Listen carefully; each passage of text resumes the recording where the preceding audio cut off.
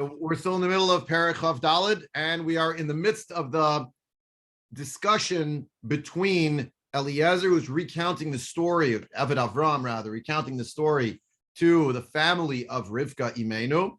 And we're looking at some of the contrasts between how it actually happened, how he then told the family the story, and when and why there might have been differences. So we'll jump right in. Verse 42, or 41 rather. I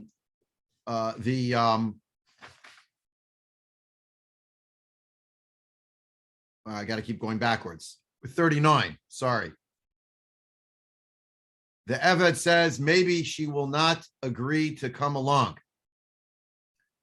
Rashi here already has a comment that Eliezer himself has a daughter. The Medrash quotes this idea, and he was looking for a cause to be able to say afterward that I tried my best and it didn't work. And therefore, maybe since I could not find a wife for Yitzchak, therefore I should have my daughter marry Yitzchak. And there's a dialogue there that ensues, seemingly somewhat troubling dialogue. Two things. Number one, that's the way of the Medrash, right? One of the things that the Medrash affords us the opportunity to do is to see things in a more nuanced way.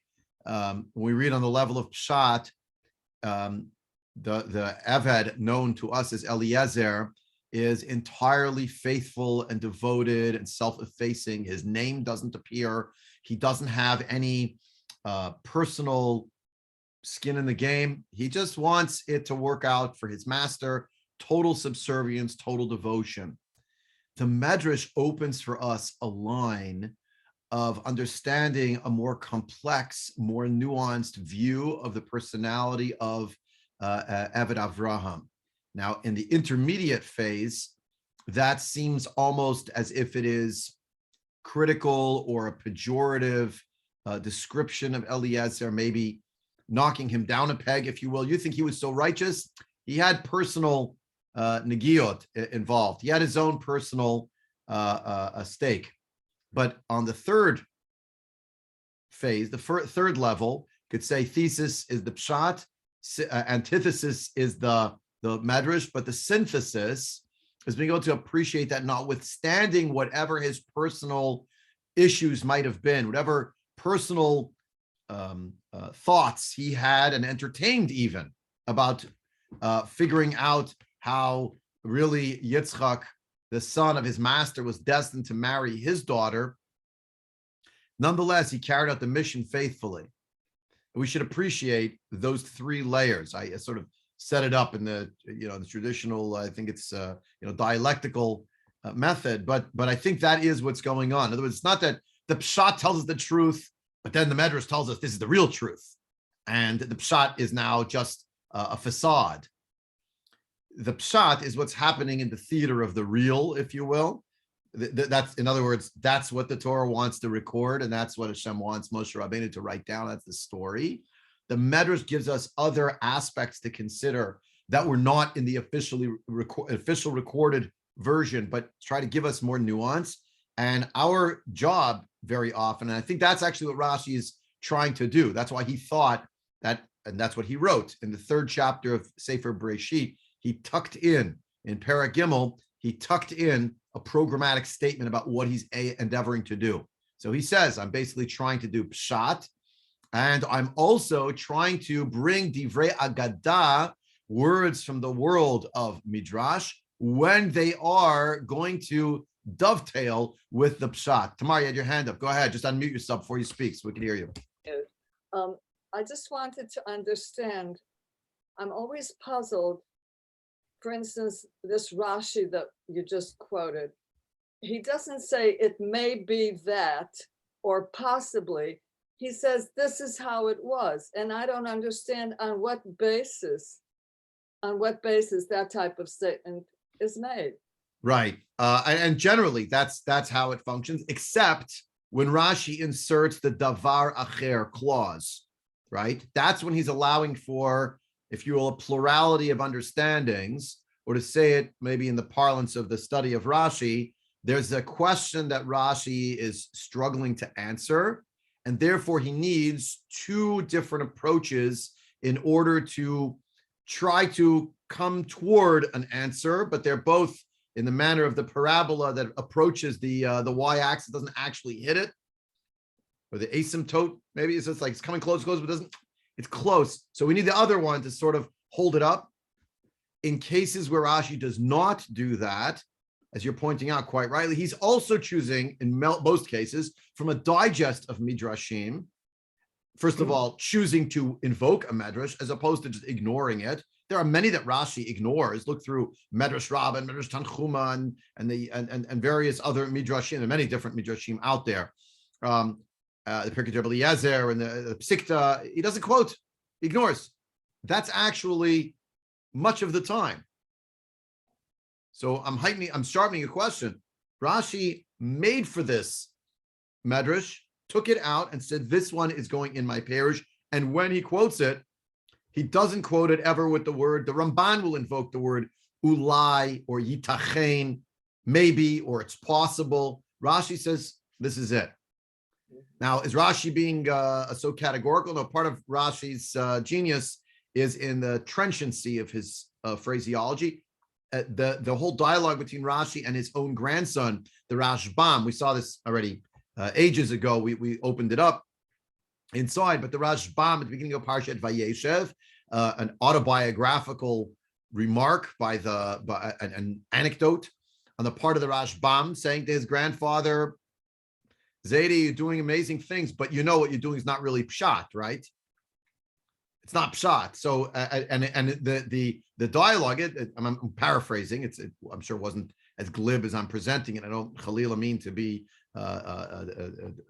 in any way critical of the derech of Rashi. The Rashbam, though, says essentially to his Zaidi, there's pshat and then there's medrash, and you have woven midrashim and made them into part of the tapestry that's called the Torah. The derech hapshat, though, is not really that. The derech hapshat is what is the pshat itself. And of course, in that little section, that little essay at the beginning of Parshat Vayeshev, the Rashbam says, and my grandfather said to me, if I had time, I would go back and rewrite, redo my parish based on the pshatim amitchadshim b'chol yom, something like that. The pshat that is renewed each and every day.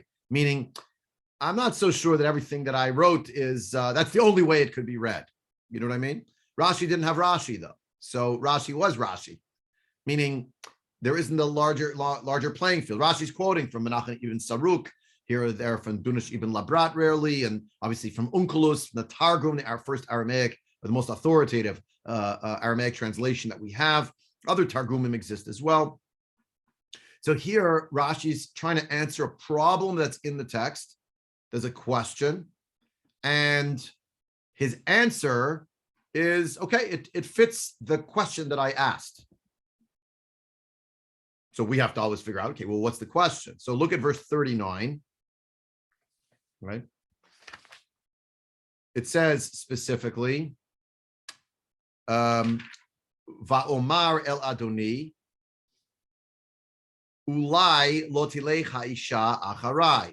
Maybe the woman will not follow after me. Vayomer Eli, he said to me, Hashem asher yitalachti lefanav yishlach malacho itach litzlech darkecha v'lakachta isha livni mishpachti mibeit avi. So he answered me, and he gave me the answer. He explained to me what would happen if it didn't work out. But it would work out. Don't worry. It explained to me if it wouldn't work out. Look at Rashi, Pasuk Lamed Tet. Rashi notes, based on, and this is quoted in the Yalkut Shimoni, as well as in Breishet Rabbah, variant of this. It doesn't say Ulai Aleph Vav Lamed Yud, which is maybe. It says Eli. And of course, the very next verse, that's why I read 39 and 40, Vayomer Eli. He did, right? He said to me. In the telling of the story, the way that it's written in the Torah is a hint that the word ulai, which is spelled chaser with the shuruk, in vowelization, instead of, right, with the vav in it, is a laiktiv. And that opens the door, something Vayomer, and I said, Va'omar el Adonai, my master, a lie. All right, lo telecha isha acharai. It should be that it works out that it's for me, i.e., to my benefit, that the woman will not follow it. He said back to me, no, Hashem will make whatever you do successful. Here, the Rashi quotes that Eliezer has a daughter, right? All sorts of hidden daughters. Do you notice? Beginning of Parshat of this section, chapter 24, Hashem berachet Avram Bakol. The Gemara says, oh, he had a daughter, right? It's interesting. And here's the daughter again. So, Shelley, let me just finish the Rashi here. So when you ask, you'll ask with even more strength and being even more troubled. And it says in Rashi that Eliezer was looking. Now, was he looking directly? Meaning, was Eliezer? See, the simple reading of Rashi is he was saying to Abraham, it shouldn't work out, and when it doesn't, you know who's going to get married to your son, right? But a more sophisticated understanding, since there's no record of this in the Pshat, is that Eliezer knows 100% that Avram Avinu knows he has a daughter. And he has great respect for his master. And he doesn't deign to go to his master and say, he doesn't have the temerity to say to him, you know, I have a great shidduch. Don't you want to choose me, my family, and my daughter? He's not going to do that. But somewhere under the surface, part of the unspoken dialogue between them is this subtext of Eliezer also has something he's going to lose if the mission's successful. And Eliezer is willing to sacrifice that for the sake of his master and his devotion to his master. Right? So Amar lo Avram, but what Avram answered him, which is pretty troubling. Amar lo Avram, B'ni Baruch v'ata oror, ve'in oror medabek b'baruch. Avram told him, my son is blessed, and you're cursed, and the one who is cursed cannot cleave to the one who is blessed. Where is Eliezer cursed? Medrash has a whole discussion that perhaps Eliezer is the great Baal Tshuva, but he still has the curse that came from Noach. What curse is that? That's, and Shelley, I think Shelley was going to mention this weeks ago, the whole idea that somehow Eliezer equals Canaan, the grandson of the son of Ham, who is cursed. Now, to me, and I'm sure to many of you, it's like, seriously? What about the notion that anyone's redeemable? What about the idea that he could get out of it, etc.? It's so challenging. And after all, Eliezer is a great Baal Tshuva. His name, for heaven's sake, is Eliezer, which we pointed out. It's never mentioned in this parak. It's mentioned elsewhere, assuming it's the same person. Eliezer mentioned in Damascus, Eliezer chapter 15. And the Eved is mentioned in chapter 14, going out to war with Avram Avinu. That's all the same person. We're still left with this question of like, okay, still wasn't good enough. Recall that when they go to the Akedah, there's all sorts of midrashim that the Shnei Na'arim, the two lads who come along, are, one is Ishmael, the other is Eliezer. He's not going to get the tender. He's not getting it, but he has an important role to fulfill. Now, if the more you push this into the realm of this is the pshat, the more we're backed into a corner of like, wait, is that real? He couldn't redeem himself. Like he couldn't come out of it. He was a slave for all time. That's what happened in Parshat Noach. Remember when Noach curses his son, he really curses his grandson. He mentions that Canaan is always going to be an Eved. So it's worthy of consideration. The Rishonim also wonder, like, why is this hinted at here? Like, what is it doing here, right? I would submit this is the moment of truth. That story Eliezer will tell will determine whether or not Rivka will agree to come or not to come. And if she does not agree to come, then Eliezer goes home and gets to say, remember you told me that if it doesn't work out, I tried my best. And Avram's never going to know, but Hashem will know. and you see a person of faith that he knows Hashem is still watching. So he agrees to go ahead with it, even if it's to his own sacrifice. Shelley, you had some questions. Go ahead. Okay, I'm not going with it. I'm not going to that kind of thing. I'm going into the fact that when you said how we learn this stuff, that it's not always Peshat, that there's the different levels, and Right. that there is a homiletic level. And you're always saying that Ma'aseh Avot Simon Levanim. Yes. So the idea that we're always supposed to emulate the Avot and Imahot. So maybe this business of what if she won't agree, perhaps she won't agree to come, is just to teach us that the bride has to be willing and that you have to ask her. Maybe it's just as simple as that.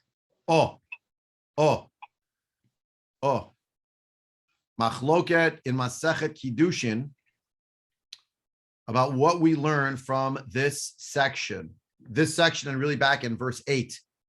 Avram said, if she agrees, then as follows. If she doesn't agree, then as follows. That in halacha, says Rabbi Meir, is called a Tnai Kafel. He thinks that's the source for Tnai Kafel. In order for something to be binding in an agreement, we need a clause of if X, and then a clause right after it of if not X. If you don't make it Tnai Kafel, it's not a real Tnai. Another example, the two tribes, 2 and then 2.5 tribes, but the two tribes essentially that come forward with the request, Bnei Gad and Bnei Reuven, who say we want to live on the other side of the Jordan. They say if we do it, X. If we do it, we go ahead and we fight with you, then X. If we do not go ahead and fight with you, not X. Tnai Kafel, a double condition. So Rabbi Meir holds that's sourced right here. Rabbi Eliezer disagrees, and he doesn't think that's what's learned here. And the Gemara goes on. Remember, the Gemara, the Mefarshim basically say, okay, what does he do with this section of the Torah? He doesn't think you need Tnai Kafel. He says this is in order to underscore that Eliezer should make no mistake. If she will not agree to come along, he should not compel her. He can't kidnap her. And that had to be spelled out. Right? Now, by the by, we do have a clause in general, as you know, in terms of Kiddushin, right, that we do have this idea that, not a small idea, that a woman has to agree to be married, and be married against her will, right? There's a whole story about a woman who's underage. If her father can marry her off, that the Torah does describe, right? How she can refuse, when she can refuse, how old she has to be, and certain ways in terms of antiquity, how marriage functioned as the union of two families, and what the safety, security, and provision that was for a family. If the daughter was already matched up with someone, the categories, of course, have shifted very significantly, right? Today, we speak about marriage and the like, right? But in all of society, this is a Jewish thing, it's everywhere. But this element here of the volitional component, that's what you're mentioning today, is what I believe it's Rabbi Eliezer there in the Gemara in Kiddushin, if memory serves, has that, thinks that's what's going on. Yeah, if the family will want to marry her to Yitzchak and she does not want, the Eved,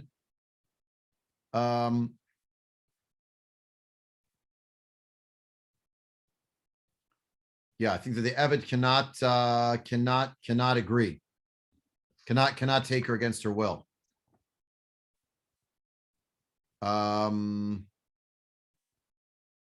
Yeah, we would have thought that's the pasuk. If she doesn't agree to go, then you're off the hook, and that's what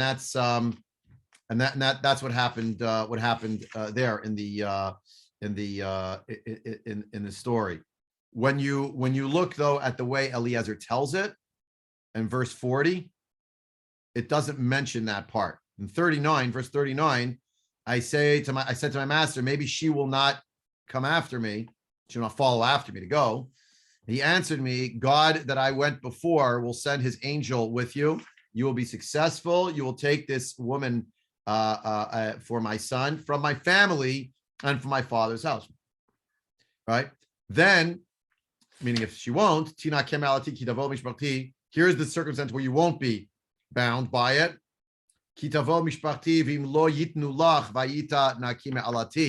in his retelling, he did not mention that it's up to her. In his retelling, he made it seem like the family has to decide. An important discrepancy. Further, there's a change in the prayer and in the words of Avram Avinu.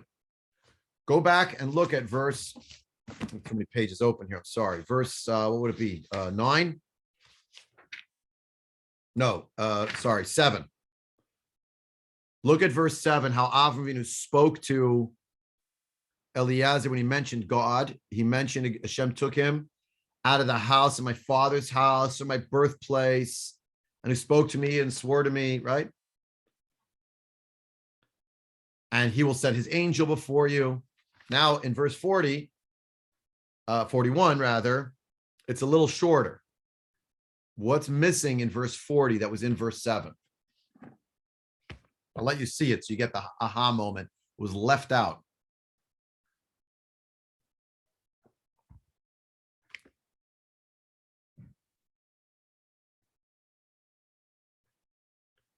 Isn't it the family in the father's house? Exactly. It doesn't have to be exactly. It's left out. You know why? He didn't want to insult them. He didn't want to insult them. The Abarbanel writes it this way. Rav David Tzvi Hoffman writes along these lines, like Tava HaKabbalah, a whole slew of different Parshanim say, the more he amplifies to the family, we got out of here, the more he makes them feel that they are in the has-been pile. They're in the reject pile. I went there. God told me, he took me out. He removed me from their midst, left it out. He just tells them instead, Hashem told, Avram Avinu told me that Hashem will send his angel and will be successful with you, the family, because all about you, the family. He pumped them up and did not make it really about her. He made it seem as if the linchpin was really them, right? And then he starts the narration, verse 42, of what actually transpired. Here also, he left out details.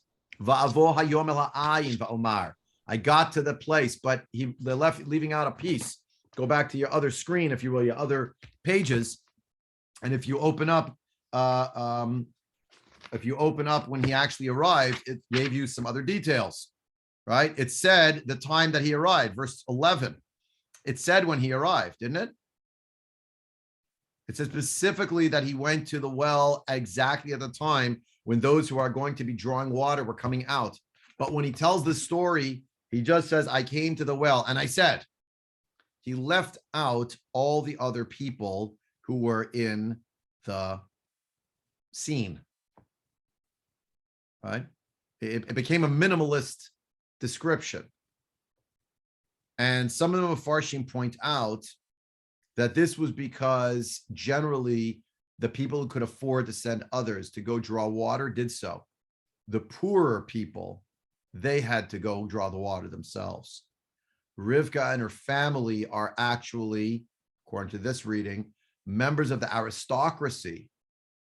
And generally she did not go out to draw water, which was what made the fact that she happened to do so today a charig. It was an exception, which meant that when she was there, what happens? Just that day, she happens to meet Eliezer. Oh, this is more than a coincidence, because she wasn't really supposed to even be there. Now, the idea here that this focus, the Alshich and others mentioned this, is the point is he wanted to tell the story where the spotlight is very much on her on one level, in terms of when the story itself unfolds, but that the setup for it was very much about the family. You should go find the family. So I went to a rest area where the family never frequents, except they happen to come on that day, just happen to be. And he's setting it up in the way he's telling the story. It's a match made in heaven on every level. So when I got there and I said, Hashem, Elokei Adoni Avraham, verse 42, Miashcha na, Matzil Taki Hashem Alea, Hinuch Nitzav Alei Namayim, Vaya Al Ma Yotzei Lishov, V'amarti Alea, Ashkini Na Me'at Mayim Mikadech. He didn't want them to be able to say, well, you could have chosen any girl who was there. That was specifically the one he found was the one he was supposed to find. Shelley, another question. Go ahead. Now, wait a minute. What, there's something. I'm sorry, I can't remember. I did have a question and now I honestly don't remember. Oh, I know. Are we sure that the family was wealthy? Maybe that's why Lovon has the reaction that he does, and maybe they're not wealthy, and that's why she has to go to the well. Yeah. Rabbi, could I? You could say, one second, Helen. Shelley, you could say they weren't Mhm. wealthy. I honestly, I'm not exactly sure why it had to be that the family was already so wealthy. But that's what some of the Farshim point out. That she didn't generally go out. But I don't know. Helen, go ahead. I'm sorry. Good morning. Okay, good morning. The idea of a woman's hodoya is making me laugh because the Gemara says, Isha Miknes.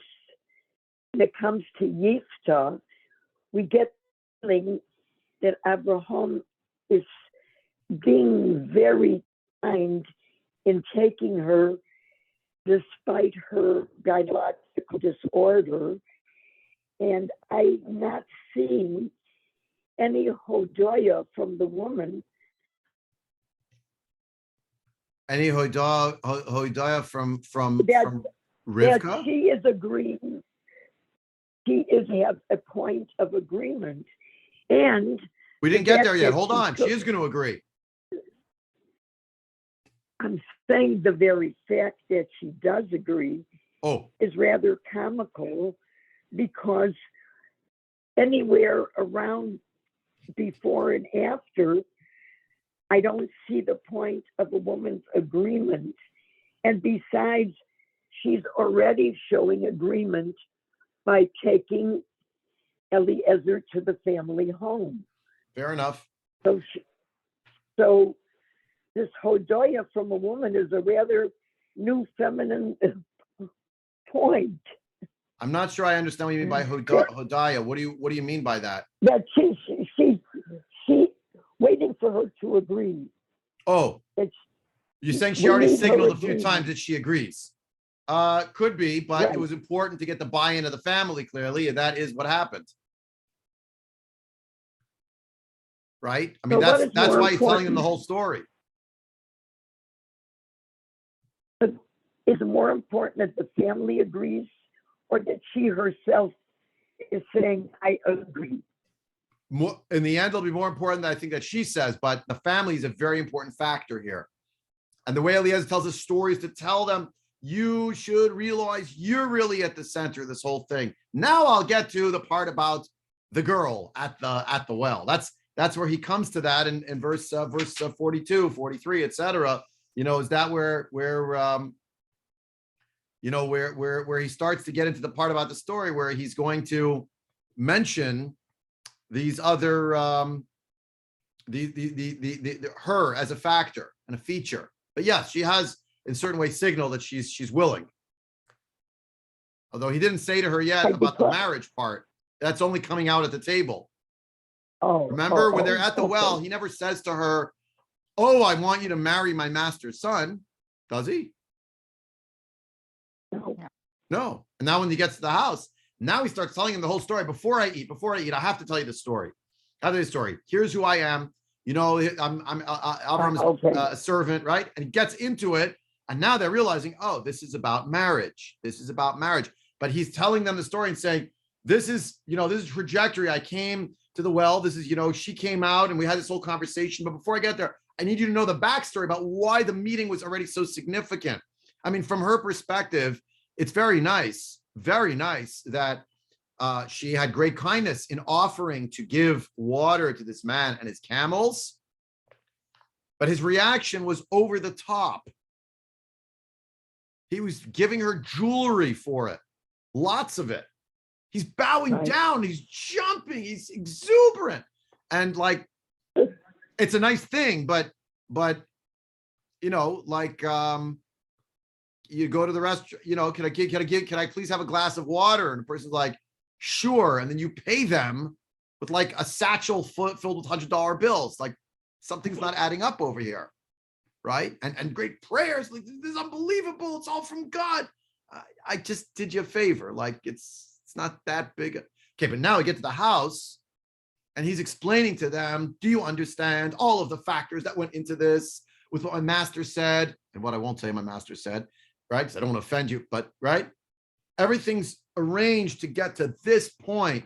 And now he starts to tell the story, right? And Rashi, by the way, verse 44 is like filling in, 43 first. Debbie, give me 1 second. I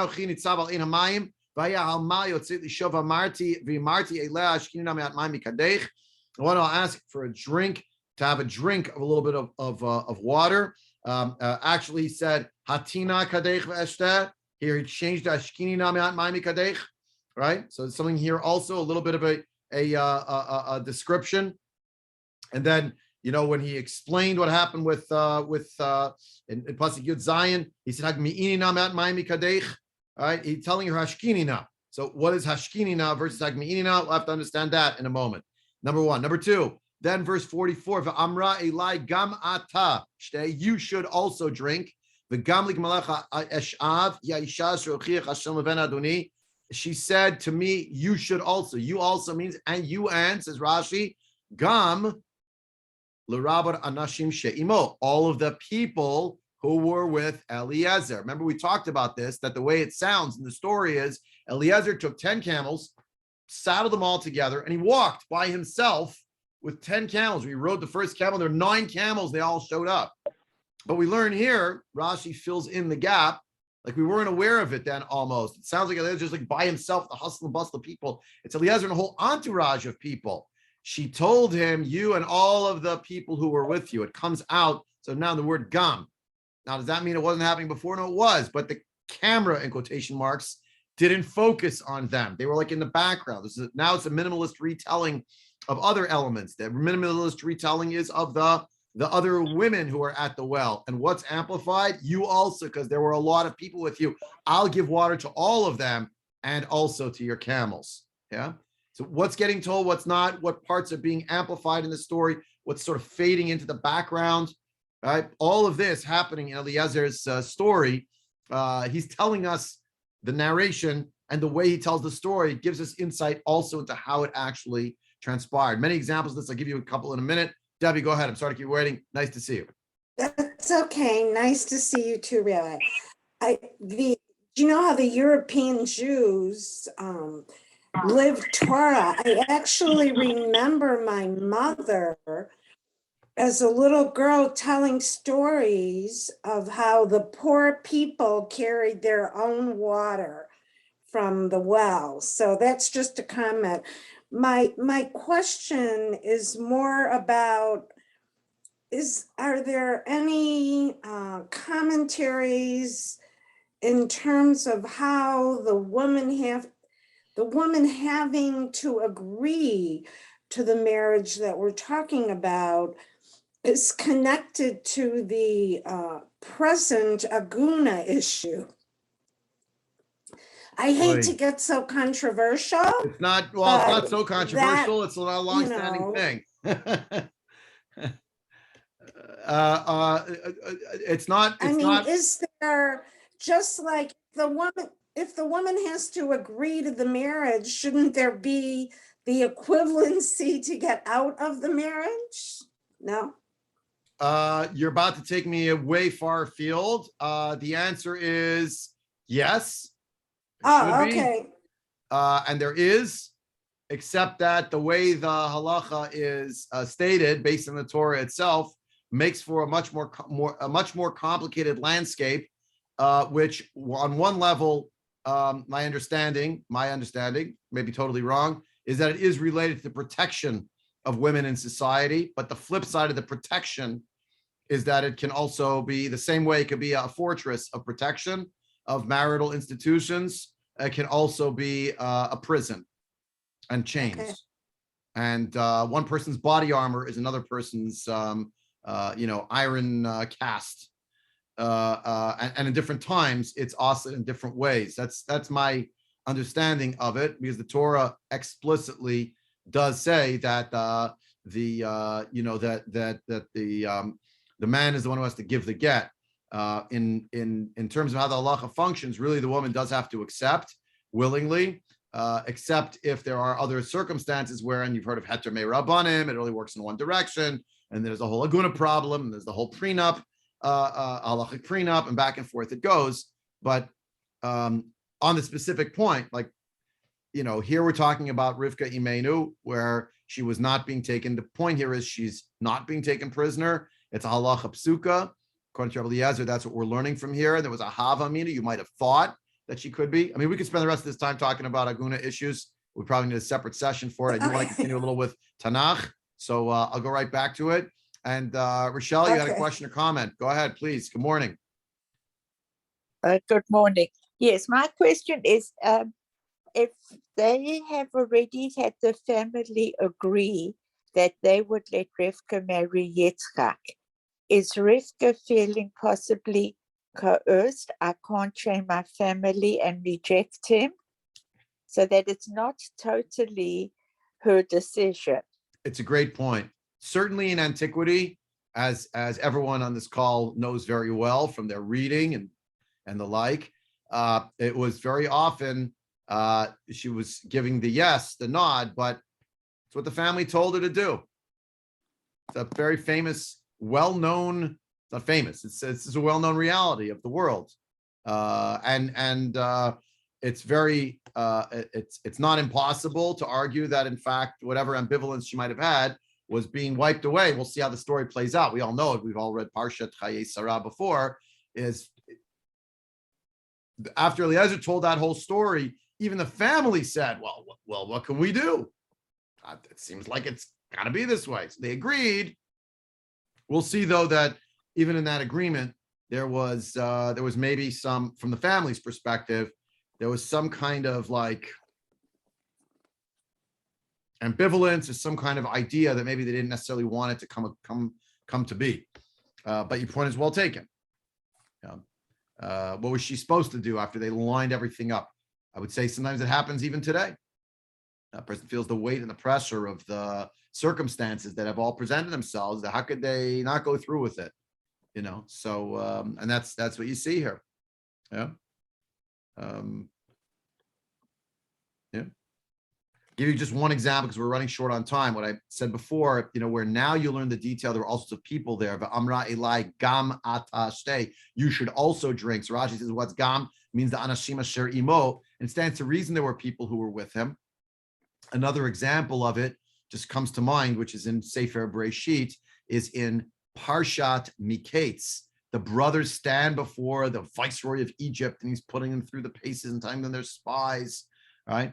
And Reuven turns to the brothers and says, Aval Hashemi manachnu, yea, for we are guilty. Yet it's true, we are guilty, because we heard the cries of our brother when he pleaded with us, and we didn't listen. When you go back to the actual story in its original telling in chapter 37 in Parshat Vayeshev, it doesn't mention a single word about Yosef's reaction. He's mute. He's an object. He's a stone. Just says they picked him up, took off his clothes, they threw him in a pit. We don't hear anything. It's only a number of prakim later, chapter 41, and also 22 years later, that's when we hear the crying of Yosef. Does that mean he wasn't crying originally? No, he was, but it wasn't in the story. The focus is on the perpetrators and not very much on Yosef, who was the ultimate object. Sadly, they had made him into an object of stone. They're going to drop into a deep well, a pit. Just listen to it, fall. That kind of thing. They didn't drop him in, but I'm saying they threw him in, etc. So Amrei like Gam Atashte, that's getting magnified, and what's being played down, the fact that there were so many other girls who were there. It's almost like Lahavdil, in the Hollywood edition of this story. It's like the spotlight. Everything's dark, but the spotlight is just on Eliezer. He steps into the light, and he's praying and he's hoping. And then there's a spotlight, in the background. We see a darkened scene. We can't just make out these figures who are all carrying, different jugs, etc. And they're pouring. And there's one girl who comes out, and the spotlight is on her, and she comes out and she looks to the light, and they see each other. That's how he's telling them the story. Oh my goodness, there's no other way this could have gone. Oh My good. Oh, and all the people were there, right? So that's it. Verse 45. Ani terem achalel daber alibi. I was still in the midst of my prayer. I was in the middle of it. Now that actually is how it went down, because it says, right? It does mention terem kilala daber. It says, I believe, right? Yeah, on verse 15, right? Verse 15. Vayhi hu terem kilala daber v'hinei Rivka yotzeit asher yulda livtuel ben Milka eshet achor achi Avraham v'chada al shichma. And there is an element here of like, well, the fact that it was the family was not accidental, was it? That's the divine providence, you know. By the by, divine providence, we don't really understand it. We try to figure out. We know there's a mechanism from the story. We learn there's divine providence in how these people met each other up at the well. We had divine providence in the whole thing, but we're still, it's all mystifying. Like, had there been a traffic jam in downtown Aram Naharaim on her way to the outskirts to get to the well, the two of them would have never met, right? If the door of the train had not opened at the right moment, whatever it is. I'm channeling some Hollywood film or something, but that is the point. Is there's a guiding hand, the whole thing. And here Eliezer, the first one with a sipur, he is misaper. He tells the story of a life and a moment and a scene and an episode where the whole thing is guided by Hashem. So verse 45, V'hinei Rivka yotzeit v'chada al shichma v'tir ha'ayna v'tish'a v'omar lehashkinina. I asked her, v'temaher v'tor kadam aleh v'tor shtei v'gam k'malecha ashke v'eish v'gam k'lim mishkata. So right away, she's bringing me. She hurried. She brought me the water, the whole thing, right?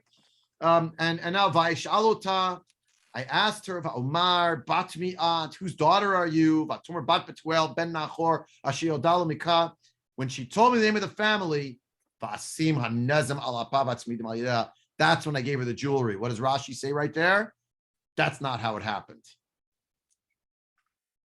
Shina Seder. It's a different order. He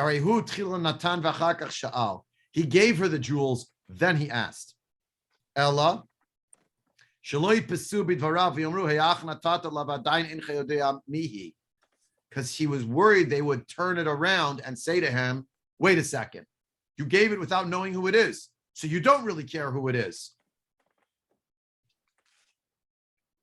When he davened for the sign, he didn't say in the tefillah, and may it be from my master's family.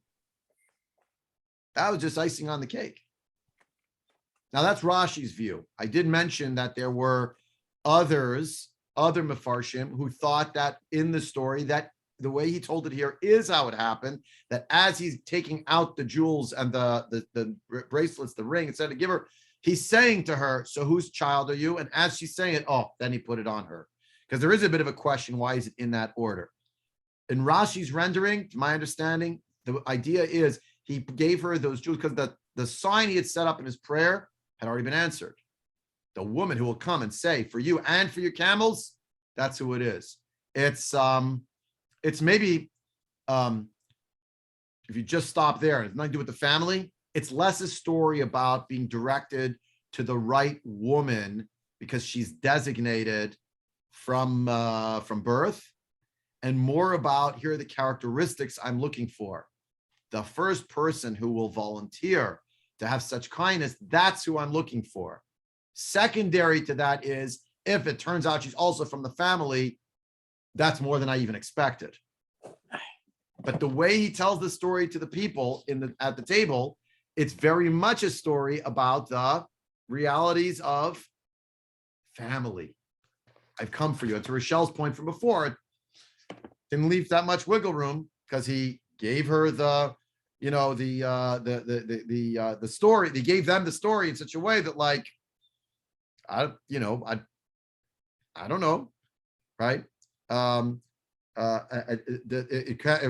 to the Alshich, by the way, Moshe Alshich writes that he gave her the materials, so he gave all the jewels, etc., the whatever it was, the gold, the jewelry.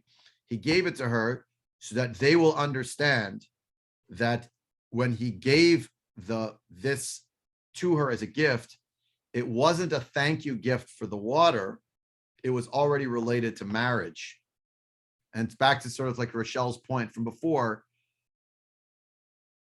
He didn't make that explicit when he gave it to her, but now that he explains why he did it, it's kind of like, well, you accepted those gifts. That was already betrothal gifts, just so you know.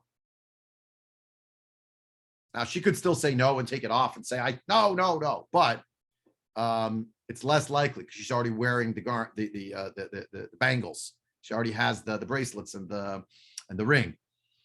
So but the way it makes it sound here is that it's obvious that it was about nuptials, because I came looking for the family, because that's what happened, because then I asked her who she is and then I gave it to her. And it's not so clear that that's actually the sequence. I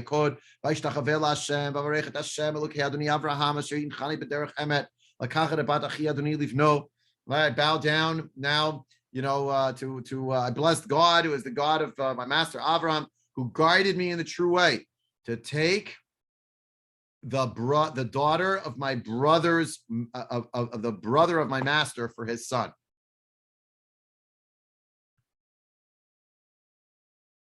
Now, I'm going to stop here. Next time we get together next Monday, God willing, we talk about the response, because here's the pitch is next. So, do you accept? And we'll see that part coming. But I want to leave you with this thought. The fact that Eliezer changed the story somewhat, we could read as him sort of contriving to make sure that they will understand they're at the center, that they will feel in a certain way like it's some inevitability that they have to part with Rivka, that Rivka Imenu herself has to feel she has to do it this way. And you could read it, you could technically read it in a certain way that there is some element of stratagem. Now it's for a good cause, and but it's he changed this a little, he changed that, he emphasized that, he emphasized that. That's one way of looking at it. And I think it's legitimate. But I want to argue that actually it was not being done by Eliezer with any measure of stratagem and anything that was calculating. Now, this is how Eliezer himself understands this whole story. Himself. He's not making stuff up to butter them up. He's literally saying, and can you believe that I found you? Can you believe that it's a family connection? Can you believe that my prayer was answered in the way that it was, the moment that it was, and the person who came, etc.? Like, it's not that Eliezer is using some kind of subterfuge. It's that this is moments after the story happened. This is Eliezer's reading of the story. This is how he's internalized it as a person who believes in God and who sees himself as an emissary of his master. And it's, it can't be any other way. Now, if we actually rolled the video back as a video of what happened in the courtship, we have the video. There's the video, and there's how the story about the video is told. And you know which one matters more? The story. Because that's the one that moves us to the next level. That's what happens, how Eliezer internalized the story. Again, it's plausible to say it the other way, but to me, when I read it, he's telling the story in an excited, hurried way, and I can't even eat because Hashem is involved in this whole story. And did he make a mistake in terms of what actually happened versus what he's telling? It's not even a mistake. It's how he internalized the sequence of events and how he internalized the message, and therefore how he presented it to others. And that's the core difference between, you could say history with Yerushalmi, Professor Yosef Yerushalmi, is history and memory. History is like what actually transpired. Memory is what I make of it. Memory is how I speak about it. That's my Sipur. I'm getting into Pesach territory over here, but we're getting into the season soon. So think about it a little bit. Anyway, we're over time for today. Submit that for your consideration. Next week, God willing, we'll have to see the denouement, maybe the climax actually next week of the story, when the actual pitch, the close of it, and then what Rivka does and what the family does. All that and more, God willing, next week. Good to see everybody. Thursday, 9:30 in this slot.